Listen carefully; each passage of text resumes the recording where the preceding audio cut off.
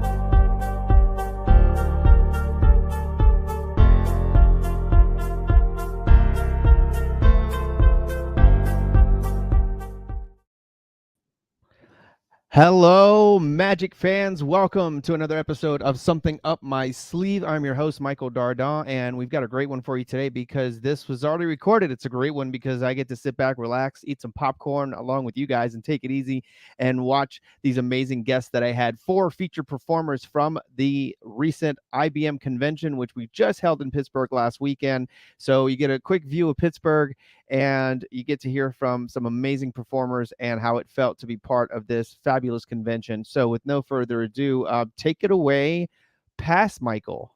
Something Up My Sleeve, broadcast live here at the IBM convention. The International Brotherhood of Magicians is having their national convention here in beautiful Pittsburgh. I want to give you a view from the presidential suite. As you can see, there's the Golden Gate Bridge. Beautiful downtown. They moved it after the storm. This is beautiful downtown Pittsburgh, and now we're going to close this because of the light. So there's a view from Billy's suite, our president. And not only do we have beauty, but we have talent as well. I have 4 of the performers from the convention here with us today, going left to right, starting with Andi Gladwin, who's going to be our token Brit on the show, and we have Luis Carreon, who has been performing in the close-up and this stage, the professional stage show as well. And we have the pizzazz of the illusionist Reggie Rice here with us, and the beautiful and talented Kayla Drescher as well. I am so fortunate to have these amazing, talented performers, and just really honored to be able to hang out with these guys. We're going to start with the question I start with each time on my show, which is, what is something up your sleeve? What is something that makes you as a performer that you bring to the table? So we'll go left to right, starting with Andi. What is something up your sleeve? And he doesn't even have sleeves. What does that even mean? I don't know. Something up my... what makes me unique? What do you bring to the table? If why do we want Andi in the show and not just anybody? I've been sat here wondering that myself. I have no idea. I guess I have a fun perspective in that I produce magic tricks through Vanishing Ink, but also I perform magic. So it's a combination of what I want to do and what I think magicians want in their careers too. Excellent. Is that even what you mean by that question? It's one of those that you can't answer wrong. It's like your perspective on what you bring to the table. Okay. And then if I feel like there's something lacking, I'll tell you what I think you bring to the table. And what I think is you bring a lot of camaraderie. And we'll talk more about that, but I see how you work with other magicians, which is not easy to do. And I think that's why people like hanging out with you, is because of what you do for the community as a whole. Luis, what do you bring to the table? Oh, look at this face. No, no, I think for me it's just trying to be the, like the personality that I try to bring on stage and just try to be like, more playful and a little more over the top, with what I do. And I think that's kind of like the thing that I try to bring, just try to bring a different character into magic that maybe hasn't been like explored yet. That's what I try to do. Yeah. Excellent. I agree. Reggie, other than maybe a beautiful assistant up your sleeve, they don't fit up there, but what is up my sleeve? What makes me unique is the outfits. Not really. I actually got that from my mentors and stuff like that. I thought this was the rule when first day Jeff McBride said, dress like you're going somewhere better later, and I just always did, and I found out not everybody did that. Right. But I would say, coming from a theater background, I always consider myself a comedian who used magic. So my natural just loving improv, but I would have to say that I love people, and I want people to leave the audience knowing that, hey, we had a great time together. I hate when people ask me about a show that were like, hey, how'd you do? And I was like, I don't know really how to answer that. I know that I had a good time, and hopefully the audience came along with me, and that's my number one focus. And so I think that's, if I'm always focusing on that, I feel like it always goes great, and there's never a bad audience, except when there is. Right. That was excellent, actually, because that kind of covers the question I was going to ask you later anyway about about bringing that to the stage and how you accomplished that. That was perfect. Kayla, what is up your sleeve? Currently coffee. Yeah, sorry, I didn't bring you any. You can have some. And also up her sleeve is our president Billy on the Lincoln. Oh Grid. yeah. Just very proud, very proud. Nice. Oh yeah. They each have one. Yes. We just need a Gave them bigger water one. and milk. Love it. Oh, did you want a real answer? Yeah. Sorry. I think I come at magic from just the perspective of, like, I do mainly mentalism at this point, and I don't love how magicians and mentalists, they present it like they have, some sort of weird power, it can feel energy, and it's just not me. And so the perspective that I like to bring to magic is, well, what makes me an expert in being able to do this? And oftentimes it's very relatable and it's very fun, and I like to make everything feel very conversational and share stuff. So I think my perspective on bringing more personality, much like Luis was saying, more personality and more story and purpose to a trick is something that I find very important. Excellent. We'll stay on Kayla because I want to talk more about that. I've seen you do many types of magic. I first saw Kayla doing an amazing competition act involving essentially bar magic, doing tricks as a bartender with drinks, and she has a lot of experience in a variety of magic. So what led you to be more of a mentalist? A couple things. So one, to me it feels more like a vessel to do what I want to do, which is be funny and have like that conversation and meet people, talk to people, learn about people in the audience. I think just that mentalism gives me that ability to have that relationship in every show, and I love when stuff just happens I have no plan for. That is the best part of every show for me, and if the audience gives me gifts like that, then I'm on it, I'm responding. I love that stuff. It's my favorite, and I think mentalism really lends itself to the improv part of the show, which is my favorite. But the big story is that about 8 years ago now, I started losing all of my sleight of hand ability, and I had developed a chronic illness and all this stuff, and so yeah, no, it's not something that I like talk about extensively, but I used to be really good at coins and cards and stuff, and I lost literally all ability to do anything sleight of hand wise, and it's very inconsistent. So I started shifting more into something that I didn't need to do that, and that's when I really found mentalism, and I clicked right into it. It just made me feel really happy, and it's also something that I can more consistently do. So yeah, it's great. I love it. It really just satisfies everything I need. Not even being aware of that means that when I saw you recently in Chicago doing close-up magic means that was even more incredible, pulling that off and not realizing that you had that challenge. Yeah, I try to make it look like I'm doing something complicated, but I'm cheating. I'm cheating real hard. Nice. Everything's a gaff, gimmick, whatever. It's just lots of We're cheating. all so. cheating, and Andy's here, so you know. You're very inspirational. And you're the only one that's deck of cards, which means you're skilled. I don't know, I feel attacked and I don't know how. So far I've understood nothing of this. Well, that's because of our accents. Okay, Luis alright. has an accent. I like him. So actually, I'm gonna ask Luis an interesting question. Yeah. You performed in both the professional close-up show and the professional stage show. Here's an interesting question: if you had to choose one, which one would it have been? Oh, definitely close up. I thought you'd say that. You know, definitely close up. Because with close up, I get to showcase like both like the skill and whatever like nonsense I say. You know, but definitely the close up. You know, like that's definitely like what I enjoy doing the most. I grew up as a close up guy, and then over like the last last years, I've transitioned to like stand up, and it's just because you start working venues that kind of like you just get like somehow like into it, without even noticing. But definitely close up. I always, close up to me is like my first passion, my first love. But yeah, I would say that everybody sort of approaches the beginning of their show differently, and this isn't a jab at all, but I would say Andy is definitely more low key in the beginning of your presentation.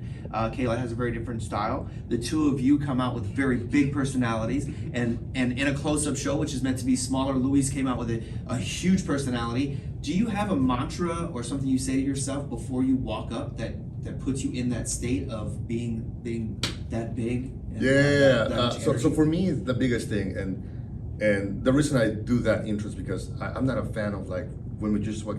Hey guys, we're gonna do a little magic trick here. I'm not sure if it's gonna work, but we're gonna have a good time. Like that's been overdone so many times, and it's kind of like I'm not a big fan of the guy who goes on stage like I think this might work. It's kind of like you go see Taylor Swift. I think she knows how to sing, like. So to me, the moment that you step to the curtain, man, you gotta act like you belong, and like they're about to experience like the greatest thing of all time, and that to me that's like the whole goal, and of course that's how my act starts. But then as you notice, it's like, oh yeah, he's kind of an idiot, but like the whole point for me is like as soon as you walk through that, it's like people are paying money to see you. You better like, you should feel like, oh man, how do I put it without sounding like weird? Like you just gotta feel like you belong there, and you are there for a reason. And I'm just like, that's kind of like the whole thing, but yeah, backstage I'm like, oh, you got this, man. You're gonna. Yeah, I pump myself, because like, and that came from just doing virtual shows, because a lot of the virtual shows, like people, you don't have people are clapping. So if I just do for myself, that's fine, because at the end of the day, if nobody cares what I'm saying, hey, at least I still hear noise and it's on me, but it's mainly just kind of like, as soon as you walk to the corner, you wanna show that man, this is what I'm here for, Give them a show. That's right. Yeah, You ain't ready for it. It's the same reason why I don't like Yeah. where magicians kind of just dress casual kind of a thing. Right. It was like you said about going, it's like no one's paying to see Taylor Swift just for her to be average. Right. As you're paying for entertainment, right? We should be, it's like, oh, I just want to see my uncle or my grandfather do magic or stuff. It's like they want to see a star, whether they say it or not. Sure. There's a couple people who dress really, really nice. I was, oh, this is a really expensive shirt. I was like, well, okay, unless it says it on there and everyone can tell and they can just tell, people want to pay for your star, and that's like when you come out with that energy, it's like, hey, I'm the star you were paying to see. Oh, good, now we can, they feel comfortable in your hands. So Yeah. I admire that, and I learned from Glenn Girardi early on, who said always dress nicer than your crowd, and I personally feel that that's how it used to be with theater, with performance, but comedians especially have ruined it because they'll just walk on stage with just a t-shirt and blue jeans with holes in them and not care that they look, because that's their style, that's their personality. on their Netflix special. On their Netflix specials, and I feel like we as magicians have held on to that for a while, and I admire that not only when you're on stage, but when you're walking around, you are representing, and you are looking sharp, you are looking good, and I feel that's amazing. If you would speak to that a little bit, and I know I made fun of your suits because I'm really jealous of them. On stage, I got to make a little fun of your Mardi Gras suit for one thing, which I want you to bring to New Orleans, please. I'll come to New Orleans is on my list, but We've got to bring Reggie Rice to New Orleans, and he's got to wear that exact same suit. Absolutely. Speak to that a little bit more about how that helps to stand out. well, for one, like when I first started coming to the conventions, right? The first convention, not so much because I didn't know the rules. I think we did part of the Family Entertainment Center that got me started in my hometown from Hyperspace. We had our uniforms that had my name on it, right? So I wore that and wore a tie or whatever, trying to dress a little bit up. And then the next year, it was like, okay, I wore suits every day, and my mentor now to this day is like, "Are you doing a show today? Or you don't know? This is what I always thought." But that got me noticed, and I have pictures that I was going through.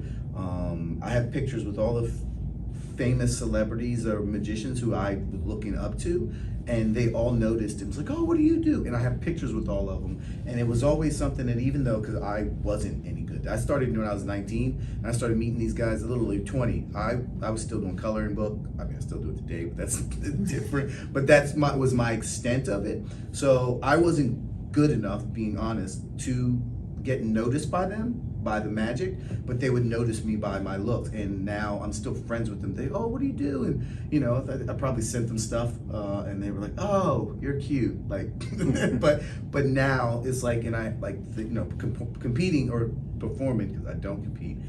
I have people come up and be like, "You've come a long," like I can tell how much it means. It's like, you come a long way, because you used to literally suck. And now they're having you come and do these, and I would say most of it comes from, a lot of times people say about the suits, "Oh, I couldn't pull that off." It's like, you just have to put it on. It literally does have to work. When someone comes up to you and you're like, "Wow, you look good," "Yeah, I guess I do." It does most of the work. That's why, when we dress up, it does half the job for you. So Actually, on that note, we're going to go to Kayla, because we were just discussing before you guys got here how her outfit on stage looked like a superhero. I wanted to wear it. I would be convinced that she could shoot lasers out of her hands.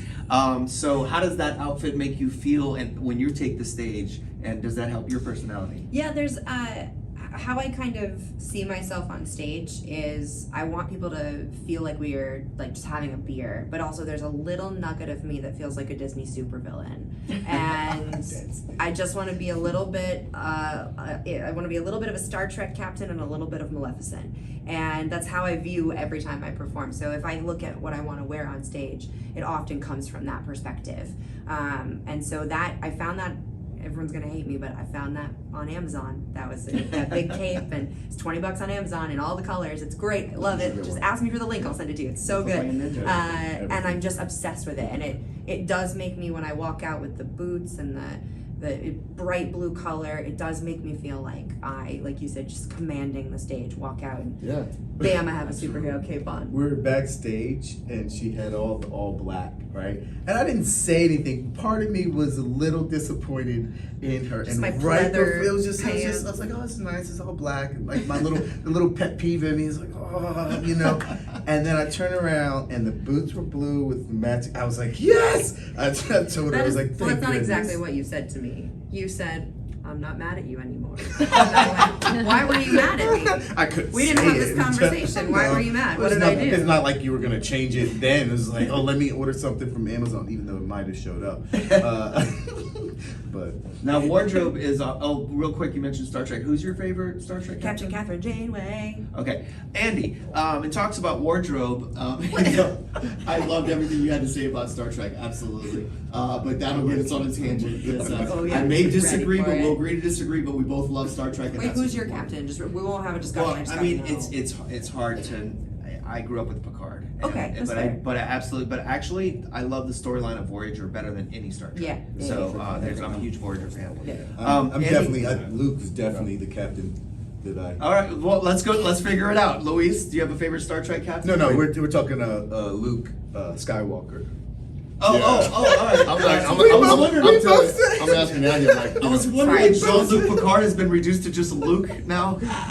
You call him Luke? Are you on first name basis with Patrick Stewart or middle name basis with Patrick Stewart? I'm not. Unfortunately, I'm not a Star Trek fan. Yeah. I'm a Star Wars. That's why I was person, joking. So I can't. I don't have an answer for that. I'm just.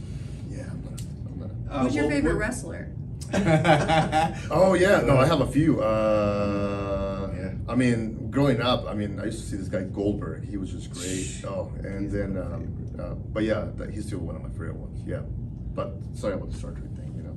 I'm gonna tell you something interesting that I don't even know if I can find the footage. Years and years ago, actually, the very first commercial I was ever booked on, well, not commercial, first acting gig I ever had was with the WWF. That's when it was the WWF. Yeah, right. I played a popcorn vendor, Okay. where two of the wrestlers were getting fired and they were gonna come work for me. And I was a nerdy popcorn vendor. And Mean Gene came up to me Yeah. and said, "You're a good actor."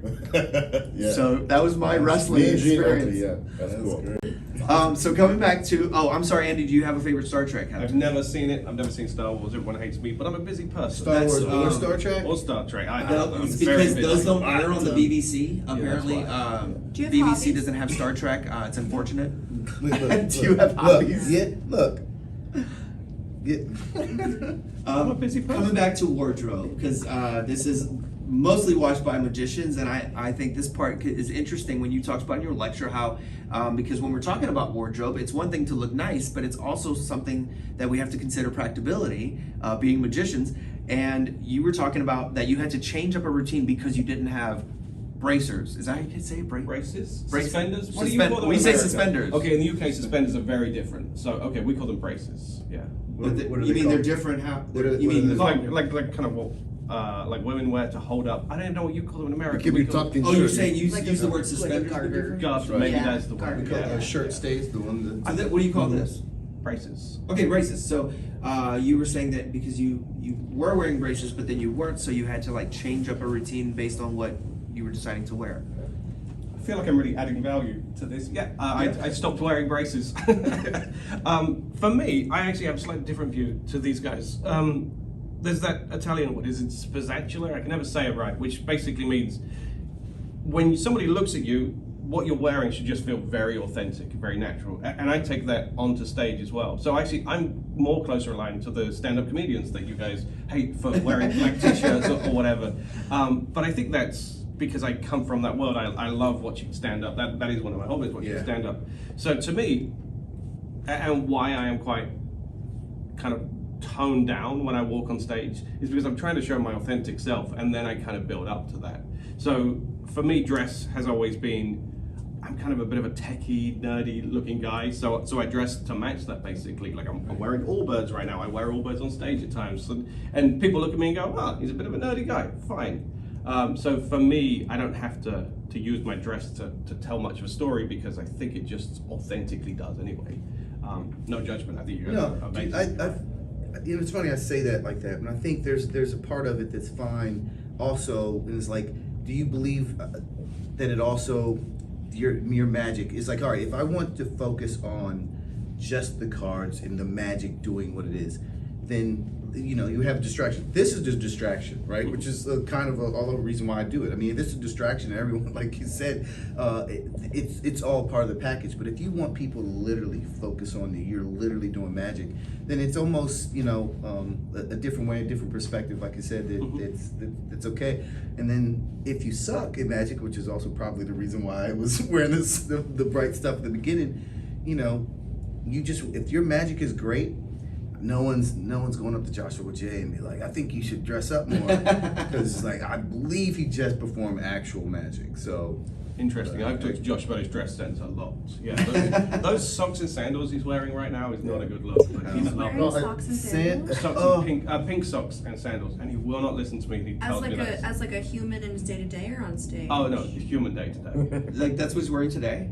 I don't know whether But not on stage? He wore it for his inspiration. Oh, great. That Did was he very really? inspirational. Oh, I did see him today. He's I wearing noticed. shorts right now. Yeah, short. He's basically wearing what I'm wearing, but if he was homeless. So Okay. yeah. Socks can be inspired. Well, it's like everybody yeah, has with like sandals, we're gonna have to. It's like Vanishing Geek's doing all right. Well, clearly one part of us is. We're supposed to see, like, everybody has like their own like reason why they dress that way. For me, it's kind of like, it's like if I show up to a house of a client and they're like, oh, now I can see why he's charging me that much, because I can see where the investment of that money is going, like, to make sure himself look good, and that kind of stuff. Yeah. So, Perception. but sometimes I'll show up to house parties. I'll just wear a blazer, ripped jeans, and and I still kind of enjoy that. But if I'm charging a lot of money when I show up to that, like, oh, that's why he's charging them. That's why he looks like that, and clients appreciate that, especially if you're doing like more corporate stuff, If it's like a backyard party, I'll wear nothing, But Sure. that's good. You wear nothing? Yeah. Cool. And there's something to be said about that. Because I used to show up for a kid's birthday party wearing a tuxedo in the middle of July, Yes. and realized this is completely impractical. It doesn't make any sense. And then the so, kids are like, "Are you hot?" I'm like, yes, I am. yeah, of course. One of my Yeah. bugbears is when I do like walk around gigs with other magicians, and they're doing ring flight, but they've specifically chose like a BMW key to go on the ring flight. Yeah, then when they're driving like a really cheap car, like it never feels natural. I think you just have to be your authentic self, dress up to the occasion, but people can see through. That kind of I stuff. actually seen that happen once. I forgot. I'm not gonna say the name, but we had a guy who was doing ring flight, right? And then at the end of the night, this is the magic lounge. She's like flirting with this girl, right? And the girl's like, oh. Guy leaves to go get another drink. And the girl's like, yeah, talking to her. Like, yeah, he's like a magician. He has like a BMW. And then I didn't let the girl find out he didn't have a BMW. And it's like, oh, you want to hang out? I was like, yeah, I got my little trunk back here. Like, oh, you don't have a BMW? Oh, no, that's for the trick. Okay, Jenny, we should go now. Okay. It happened at the Magic Lounge. It's like, yeah. Magic Castle Wow. is in LA. Like, I Yeah. don't know. That's a. But yeah, it's like I was like, yeah, they don't have a BMW. Well, yeah, Jenny I- sounds awful anyway. I wear Better for my looking kid still. shows right now. I literally have the suit. There's a brand. I can't even remember. It's like Optics or something. I have a Superman one, right? It has got the Superman logo all over it, and I literally have the silver Air Force Ones, and they light up. And I pushed them on. The kids were like, "Oh my gosh, it's so cool! We wish we had this." I was like, "I have it because y'all have it. You had all of you have your light up shoes, and I'm a grown man, but like." What light up shoes? Like it's the childhood. So like we never had light up shoes when we were little. You So were it's the like, light out of the light up yeah. shoe. See, Oh yeah, I love couldn't be doing that. so- Pulling the light out. Oh my God, put it I back. should, but I didn't even think about it. I only started doing delights recently because my first convention, we got them. It was such a cool thing, and every kid knows it now. It's just like it's not a thing, but it's still. I think now I'm gonna do it now. Yeah. Get some and do it. It'd be funny. I have them, so but. I learned something interesting recently just on like the idea of perception and how you're viewed, and yeah, I agree, like my costume is very personality driven, so I'm not wearing a suit at any time, so I agree, we want to feel authentic, but at the same time, we get to work with the incredible Jan Rose every single weekend at the Chicago Magic Lounge. Yeah, and she has like a jacket for like everything. But the thing I learned from her recently is, because I like to also my intro is please welcome Kayla Drescher. There's no other element to it. I don't want any accolades. I want no build up. I just want, because my personality speaks for itself. I think that's the goal. And I try to look good and whatever, but I offered at one point, like, oh, Jan, I'll go out and get, someone left a chair on stage. I said, I'll go get it, or I'll sweep up the confetti. And she said, no, you're a performer. People do not want the performer cleaning up. Unless it's part of the gag or in the show. Right. Sure, yeah. And it wasn't even my stuff. I was in the show after, and she was like, absolutely not. No, people paid to see you, and no, you're not cleaning up. And she does this all the time. She's like, nope, do not go get the chair and everything. And it really matters. And she teaches me so much every single weekend, because I'm like, oh yeah, it's just her professionalism is something that I would love to aspire to, but I just know, she just has it in her. She just has a package of gold professionalism, and watching her and learning from her every weekend really, really solidifies kind of everything we're talking about the audience, how they perceive you and stuff. I gotta meet her. She sounds great. Oh, yeah, you got- It's hard. It's hard. I can tell for you too, not to go get it because you were raised like you want to be helpful. Get done. There's like okay, it's I offer, if I do anything big, I will always offer the crew this. I'll go vacuum. We did the confetti. I'll go do it. No. And that's how I know I did a great job. Forget everything else.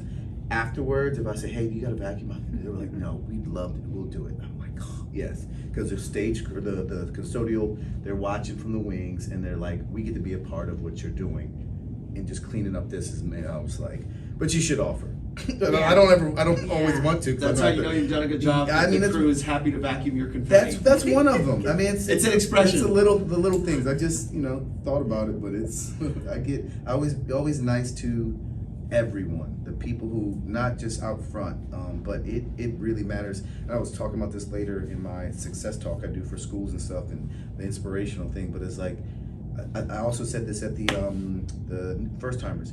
Be nice to everyone. You never know who they are, but it matters more. Like it matters. Like I'm nice to everyone in the room. There might be somebody famous. That's I'm not stupid, right? That has got me a lot of places.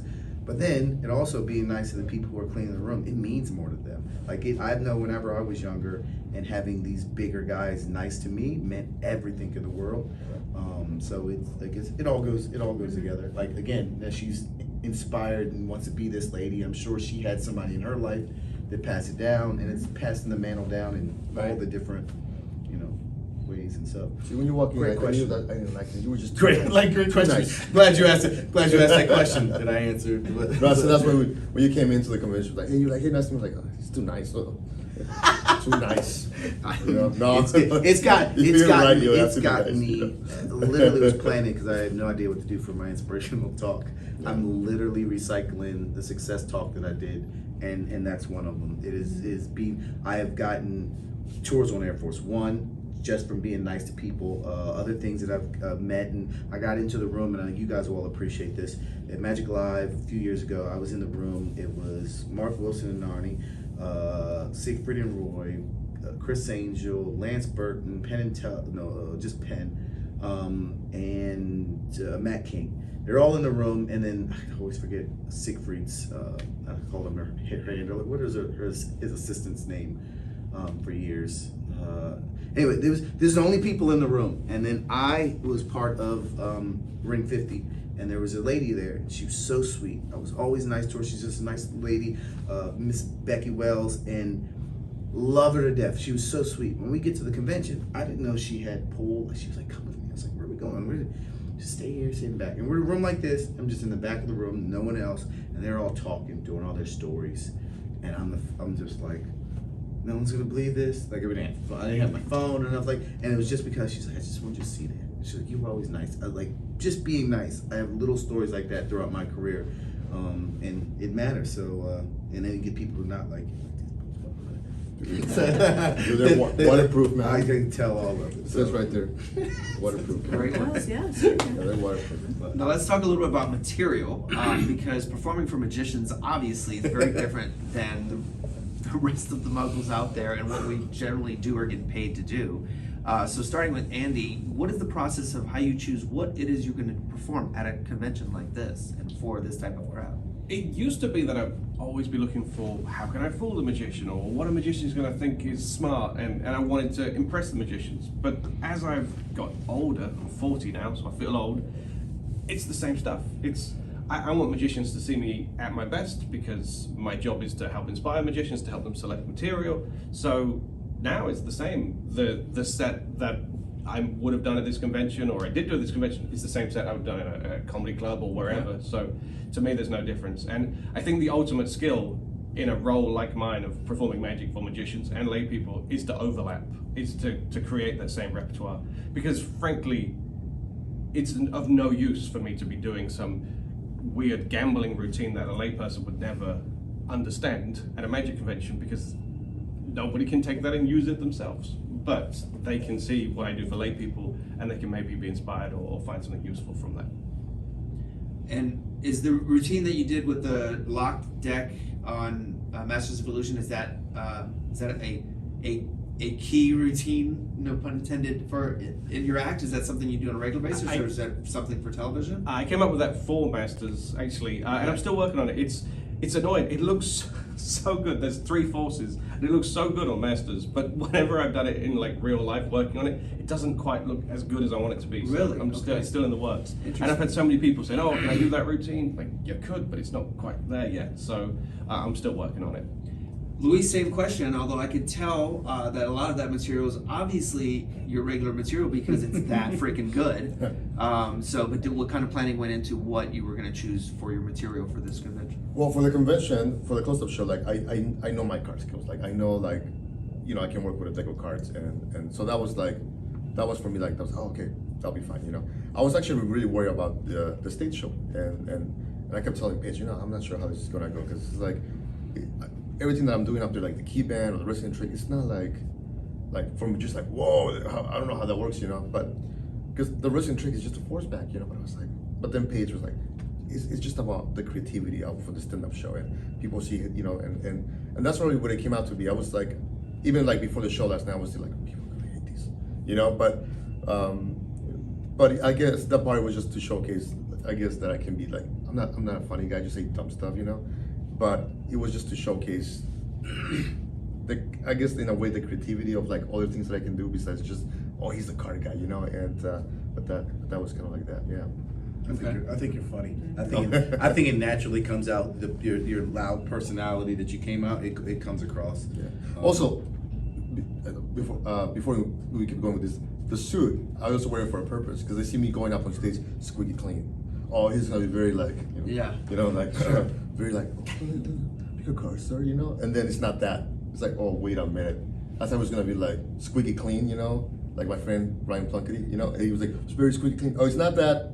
So that's kind of like also why I wear a suit too. It's like they don't expect I'm gonna be an idiot, Baba Yaga. Baba Yaga. Right? That's so good. Kayla, did you have a decision process as to what you were going to do for this particular convention? I just wanted to pick things I'd have a good time with. I think a lot of times when you see mentalism at a magic convention, there are a lot of buzzy devices. And so I don't have any buzzies, and so it's nice to just be like, yeah, here's some paper, and I'm not trying to, like you said, I'm not gonna fool magicians. I'm not a method person. I'm not trying to fool magicians at all. I'm just trying to have enough fun that people leave with like a little bit of an inside joke. It's part of my selling point when I'm selling myself to backyard parties and birthdays and stuff, to say my goal is that you leave with an inside joke for the next year. And so being able to come out and make fun of myself for having to follow the juggler, or I didn't know I was going to tell a story about waking up to Jeff McBride in a Star Trek. Oh, you didn't know you were going to tell that? No, I just saw there was like a beam of light that just hit his head when I was performing, and I was like, I should tell that story. That'd be fun. I had not rehearsed it. It seems so it. natural because you're so passionate about Star Trek. Yeah. And to go into, for those that don't know, Jeff McBride was on Deep Space Nine. We need more reasons to admire Jeff McBride. He was on Deep Space Nine. Mm-hmm. It's amazing. And she worked it into her act. Yeah. Speaking of that, at what point did improv really play a part in your performance? At what point in your career did you go like, this is something that I need to work on? I was always pretty witty and quick on my feet, but for my age. I wasn't necessarily really good at it, but for a 15-year-old, I was good at just responding to things. For an 18-year-old, for a 21-year-old. And I was lucky enough to get to work with Christian and Catalina, who are mentalists in Indianapolis, and I really wanted to do what they were doing and how to be funny and everything. But I really just didn't know how to do that right. And my partner, Harrison Lampert, is a brilliant improviser, and I know we watched him perform magic last night, but if you watch him perform improv, it is, to go up with nothing and have no idea what you're gonna do and watch him do a long form set with 5 other people for 30 minutes, and it's a movie that they've made on stage, and it's fast and it's smart and clever, and when you watch that, you're like, oh my God, it's so good. And he is the one who encouraged me to take an improv class, and so I started studying improv and sketch comedy, and not nearly as much as he did, but how long ago was that? So that was 7 years ago, Wow. 6 years ago. And I started taking classes at the Groundling School in LA, which is a really intense program. You can fail out of that program. It is you get yelled at. In my basic improv class, there were only 3 of us that didn't cry. Wow, and that's hardcore. the teacher made everyone cry. And at one point he told me, never pursue acting, I'm a terrible actor. And I was like, great, let me write that down, never pursue. And the 3 of us that didn't cry became friends. And it was just it was so good. It was just so, I wanted to be ripped to shreds like that so I could become better. And so studying all of that and having that intense feedback from people who know comedy is really what changed the game. I think all magicians should study all the different aspects in acting and stuff. And as we keep bringing them up, Jeff or I know he got this from somewhere else. A magician is just an actor playing the part of a magician. And I always think about that because I started in theater as well. I would love to go to that kind of the school because it's like you didn't become friends with ones who cry because they're obviously weak. Thank you. But yeah, so that's awesome. But I agree with Andy. I feel like the older I've gotten, I feel like especially for magicians, I'm like, I only have to do like triple deal. They'll like this stuff, but it's like, I'll just teach them a trick with an MC count, especially when I lecture, and they'll be like, yeah, that was great. But then I'll teach something that has like second deal or something like that. No, they'll talk to you after the show. Hey, what was the trick with the MC count? And then that's what they want, So I feel like the older I've got, I'm like, I'm just getting old, Yeah, for me it was nerve-wracking in the sense where I wish I would have known everyone how gracious they have been and coming up and saying different things about the show and how much they liked it. I was like, if I'd have known that, it would have been a lot easier to do the show. I'm actually glad it happened that way because I don't know if I didn't, man, I wouldn't have had too much pressure to make sure that you were getting everything right and stuff like that. But for doing illusions, I mean, everyone knows metamorphosis. Like, there's no, it was like you can do the Elmsley County, maybe you can do your own little spin or do something else. There's no real add-on, I thought, that you could do. And the different things that I've done that make them my own, I didn't realize how much different they were. Or maybe I did because I obviously chose them. But Adele came up to me afterwards and says, I have never seen anyone do metamorphosis like that. It was brilliant. I swear, I don't cry, but she almost made me, I was like, you've seen a lot of stuff. Sure. So for her to say that, and it was like, and then someone else said something about the sword. I was like, just little things. I was like, oh, no, I've never done it. I was like, so it was like, I have to do, especially with illusions. I mean, how many different effects do you guys have? Like a lot more. I only have what I have because it's a lot of money to get anything else. There's no extra illusions in the back. So No improv illusions? Yeah, so it was like I knew I was digging something big. Yeah, it was like, hey, you know what? Audible, bring out the other one that we had no stage space for in the back. And honestly, you do a great job because I think that performing illusions is a lot harder because you need to have facial expressions to go along with it, the acting, and usually when I see illusions like done, they always just look dry or bland, and at least you do a really good job with like facials, and I think illusions are harder to perform than an interactive close-up trick because your body tells Probably the a story, lot harder to correct mistakes because when you get an illusion wrong, it's pretty obvious. You drop a card, it's one thing. You drop an Azra, the audience is definitely aware. Get They're hurt gone. hitting the prop, or Yeah. have the trap door that doesn't exist open up or drop down when you're opening for Jordan Sparks, and the whole crowd goes, Right. So little stuff like that. Improv. If I mess up on stage, I've done it. What did I do? Do you have a backup prop off, like on the side of the stage in case something happens? Do I? Do you? No, oh my goodness, Okay. no. It's. I mean, I do have my little. I did in my pocket. I had a thumb An tip. invisible deck. I had card tricks. I do 2 card tricks. That story. Thumb tip and a silk, and just in case to one of the. But it's not for. It was definitely not for the illusions. If the illusions, you just take it out, and then I talk longer on stage. And go to those kind of things because my specialty, believe it or not, as much as I love the illusions, my interactive pieces with people is more. My manager and people and friends was like, "That's your better." I was like, "But this illusion I built, like you don't understand." Funniest bit in the show, people talk about big 10-foot inflatable wand.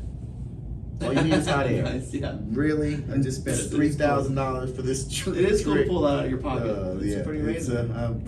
Yeah. Now, Andy, you have an interesting background. You've partnered up with Joshua J. You've been inventing magic tricks, but I think one of the most challenging things is when you have to work with another magician. Can you speak to the pros and cons of working with other magicians? I work with, I think, 48 magicians on a daily basis now. Vanish Ink has kind of become a big team, and everyone on the team is a magician. And I don't know.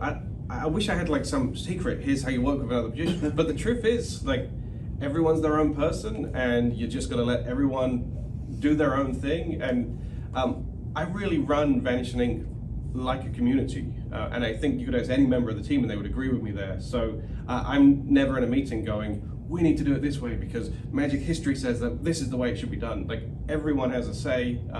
Of course, there needs to be a leader at the end of that, but I'm really proud of this kind of community that we've built where we're all working together to produce great magic for the magic world. So my opinions are probably very different to most people working with other magicians, because my opinion is, let's just let everyone have a say, let's let everyone share their experience, and then the end result is that we now have 48 great opinions that we can push down and dilute down into the perfect magic product if we're talking about Vanishing Ink.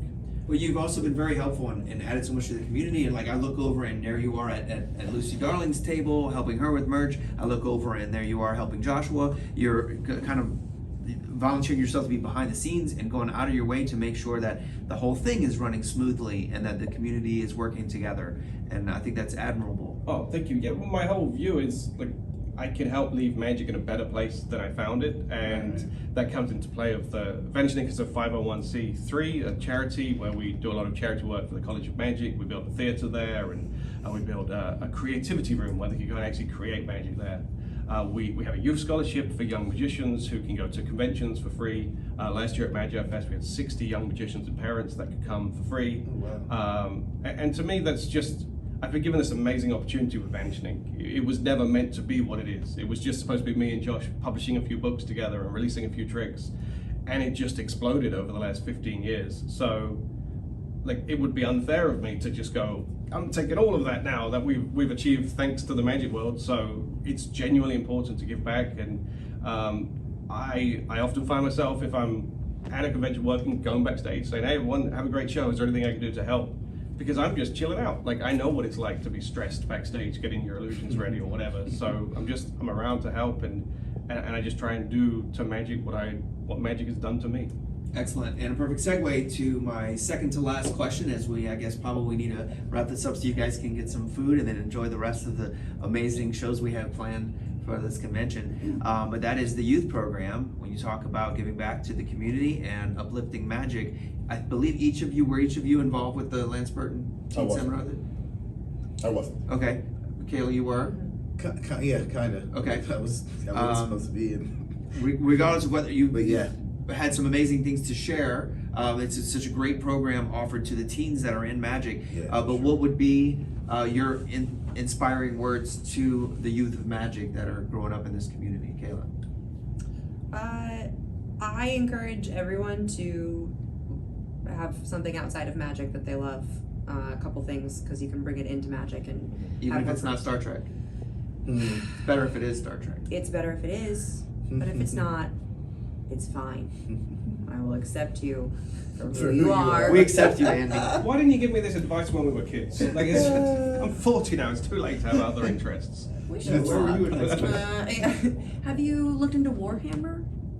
No. Okay, we'll talk. Okay, thank you. Yeah. So yeah, it's I think get a hobby, have fun, do something that's not magic, study improv, act like do just things outside of magic, because you can tinker and practice all day long, but moves aren't entertaining. You are entertaining, Right. and so if you develop who you are and what you care about, then you'll be a more entertaining magician. Love it. Luis, same question. Anybody can learn how to do tricks, but not anybody can learn how to do magic, you know. And the magic really comes when you combine the entertainment aspect of both, you know, entertainment and the tricks together, you know. So I will honestly say, you know, try to really focus on both, you know, mainly the entertainment part of it, because that's the whole point. At the end of the day, we're just entertainers. And but yeah, that will be my best focus on being entertaining, and then the tricks will find its place as they go along. Yeah. Excellent. And the final question I'd like to hear from each of you is your takeaway. We're at this amazing convention. This show is sponsored by the IBM. We're so appreciative of everything they're doing for magic and how they bring these amazing performers together. Every time you're at a convention, you see shows that you would never see anywhere in the world because of the different acts that are brought together, and basically it's a once in a lifetime experience. Andy, your takeaway from this convention, what was memorable to you so far? It's community. It's as simple as that. The most fun I have at conventions like this is just hanging out outside of the events and just sharing magic, sharing stories, helping people, teach people stuff or learn stuff. That's what this is about for me. Excellent. Let's go to Reggie. Takeaway. The family, the community is one thing, but such a be yourself is such an important thing. Like we're all thinking about what we brought or what to do at the table. I am overwhelmed with how many people are coming up to me and just appreciating or loving what I did, which is just me pouring what I loved into my show for all these years. And we come in from, the magicians. We're magicians. Like last night, had technical issues. Everyone rallied behind her to make sure to help her out. And that's what we are. We're a family. If we were anywhere else in the world, it'd be like, oh, you're a magician. Oh, now we have a common bond. And is that little bad apple, maybe one or two, but for the most of us, we are a group and a family and love every convention you come to. We have friends for life, and it's the community, like I said, that I'm just glad that I was able to be who I was, and people, the magicians, our friends, our families accept it, and it's a great thing to be a part of. So Excellent. Luis? Definitely one of the things that, it was people just coming out to you and make you feel like special and that they care about what you just did on stage. And because I'm not like a convention person, but it was just, I was not expecting, I was very overwhelmed with people coming up to me, and to me that was kind of like, oh, it really hit me here, So I think, really community is something that I've missed, being part of, especially because I don't do a lot of conventions, but that was just kind of like, oh my God, this is great. This is what's up. This is kind of like, like I want to do more, definitely. But definitely just like people embracing my stuff and just making me feel welcome. Excellent. Let's get even more specific, and that's what we want people to realize. And the next one is going to be in Tacoma next year. There's nothing that you can get this type of fulfillment from in the Magic World. You can't get it online. You can't get it through a Zoom call. When we come together, you can see some of the people that you respect in the world of magic live on stage and this close to you. That there's really nothing else like it. And we want to encourage everybody to take part in that and be part of this community. But let's talk specifically about your takeaway of, like, if you had to recall when you get home an act that really hit home, like was there a particular performer or act that you found really memorable that you're like, this made the convention different, this is something I'm going to remember? There was a young magician who did a cups and balls routine on stage that was supposed to be to music, and the music Anya. Anya. Yes. That's what Reggie was talking about, the way Anya pulled it together, even though the technically things were going wrong. I love her. So the cues didn't hit, and she was like, normally there will be music here, and she described the song, I don't remember what it was, Ice Ice Baby, and basically everybody sang along what she was doing. And I imagine she felt so much love in that moment when she probably needed it the most, because she's a young person on stage, very vulnerable, and it was amazing to see everybody come together to do that. And she did probably, in my mind, an even better job because of it. So it was great to see. That said something for the community, because you take probably any other type of field of endeavor, most teenagers her age would have run off the stage crying when that much goes wrong. And I think that just goes to show that she's got great mentorship and got a great community behind her. The fact that she knows, nope, the show must go on, we're going to make this work. And wow, we were all so proud of that. Amazing. Any other particular acts or performances? I don't know if I've really been able to watch up until I wish I got to see pieces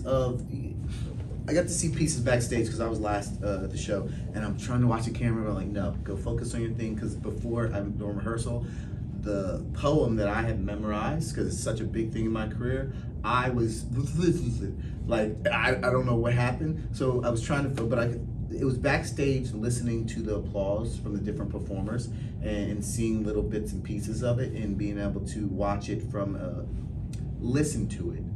And it was very interesting to listen to a magic show. Sure. And I believe that the show I was in, I believe that was the best of the week. That even forget my part, the four, I just heard all it made me want to come back. But there's a lot. I'm looking forward to it. I have to say, it's not about a specific act, but it's about the convention as a whole. And this is something that is very important to me, as you know, that this is easily the most diverse lineup of magicians I've ever seen at an in-person convention. Right. And the fact that I say this all the time, it's the if you build it, you will come situation. Well, I kept this diverse. We have one of each. You said, oh my gosh, you said something, and the comedian in me, it's like you're token Brit. I was like, technically, I we're thought you were all gonna go down the line. we're all token, Yeah. but it's not, because that's what she's saying. Basically, Exactly. it used to be, if you would have said that 5 years ago, literally would have been the token each one of us. Yeah. Right, right. And now it's not. It's like, no, not really. This is what it is. It's all a diverse. Yeah. It's just completely diverse. It's great. It's great that we can still pick on England. Oh, You know, no, Yeah, it's not- helpful. no, It's I'm- helpful. It is, I mean, there are still, I would say the majority of conventions, and I have the Excel spreadsheets to prove it, book token. They do book token. There's one, maybe two women, there's one black magician, or it's all the black magician show. Right. You know, but none of those magicians are booked ever again. It's just they're in that show, the all women show. And it's so frustrating when that happens, because how do you inspire youth if you have no diversity? You have the diversity in the youth. Lance was saying how 45% of their teens this week were girls.